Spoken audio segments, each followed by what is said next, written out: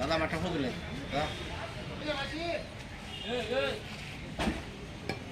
আমরা তো বন্ধ করতাম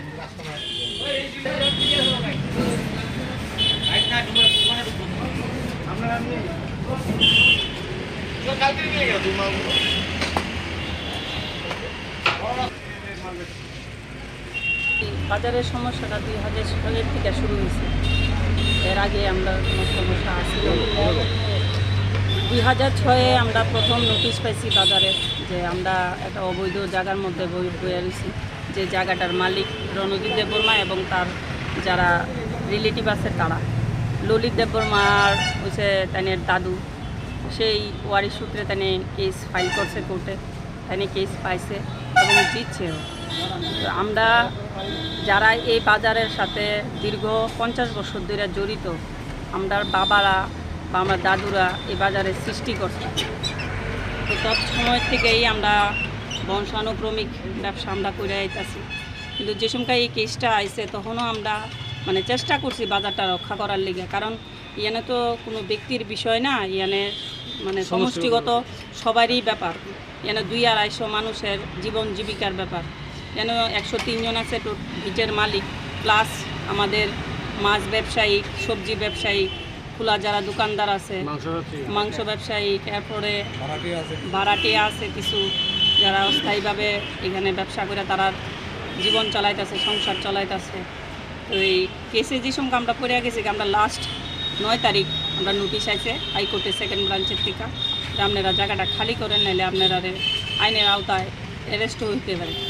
সেই জায়গার মধ্যে দাঁড়াই থেকে আমরা পরবর্তীতে একটা স্টেপ লইছি এবং মালিক আমরা লগে খুবই সদ্ভাব দেখাইছে।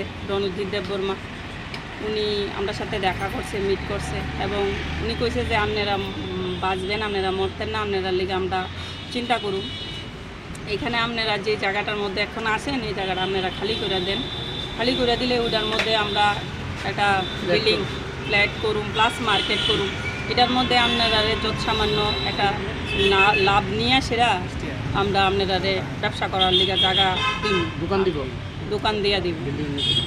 আর এখন বর্তমানে যাতে আমরা বাঁচতে পারি এটার লিগে তাই নিয়ে কইছে অস্থায়ীভাবে যে আমরা এনে শিব মন্দিরটা আছে, রাধা মাধবের মন্দির আছে, ওই জায়গাটার মধ্যে গিয়ে আমরা অস্থায়ীভাবে বইয়া ব্যবসা বাণিজ্য করে আমরা জীবিকাটা কোনো রকমে বাঁচাইতাম। পরবর্তী সময়ে 1 বছর বা 1.5 বছর যাই লাগুক উনি এইটার পরে আমরা ঘর দিব এবং আমরা সবাই বাঁচতে পারব, এই আশ্বাসটা উনি আমরা দাওয়াতে আমরা রাজি হয়েছি যে আমরা জায়গাটা খালি করে দিই। এখন আমরা সবাই সম্মিলিত প্রচেষ্টা এবং সবার স্বার্থে আমরা এই সিদ্ধান্তটা নিয়েছি বাজার কমিটির, যে না তাইনের ইয়েতে গেলে আমরা বাঁচুম, গেলে আমরা ছেড়া দিতেছি আর কি, তাইনের জায়গা তাইনের হ্যান্ড ওভার করে দিতেছি। তাইনের উদ্দেশ্যে কোনো মেসেজ তাইনে তো এমনি আমরা কোনো লিখিত কোনো কিছু কইছে না, কইছে আমার মুখেই সব কিছু। এখন তাইনে ওখানে আমাদের কাছে ভগবান, যদি তাইনে আমরা না বাঁচায় তাহলে আমরা বাঁচাই না হনে আর কে আসবে, তাইনের কাছেই আমরা আবেদন করতে পারব। সরকারের কাছে কোনো আবেদন আছে এই বিষয়ে? সরকারের কাছেও একটা আবেদন থাকবো, সরকারেও যাতে আমরা দেখে তাইনের লোক একটু কথাবার্তি কইয়া আমরা যাতে গরিব মানুষ কেমনে বাঁচতে পারি সেই রাস্তাটা যাতে গভর্নমেন্ট কইরা দেয়, এটা লেগে গভর্নমেন্টের কাছেও আমরা দাবি থাকবো। খালি করার ব্যাপার আমরা খালি করে দিয়েছি। 9 তারিখ আমরা আবার ইয়েতে উঠুন, কোর্টে যেতে লাগবো, কোর্টের থেকে নোটিশ দিয়েছি, নোটিশ অনুযায়ী আমরা বাজার খালি করে দিয়েছি। মালিক ভগবান তুল্য মালিক আমরা আগের থেকে জানতাম যে মালিক খুব ভালো মানুষ, অতএব মালিক কথা দিচ্ছে আমরা পুনর্ভাবে আমরা বাজার করে দেবো, বিল্ডিং করে দেবো। আমরা থেকে অল্প পয়সা নিয়েছি, আমরা নিচে স্টল দিব, উপরে দেনে ফ্ল্যাট করবো।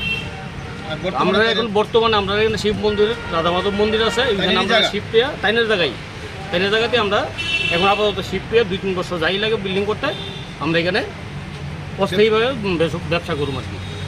এরপর তাহলে বিল্ডিং করে আসলে তাহলে বিল্ডিং আমরা দিয়ে দিব বুঝে, তারপর আমরা বিল্ডিং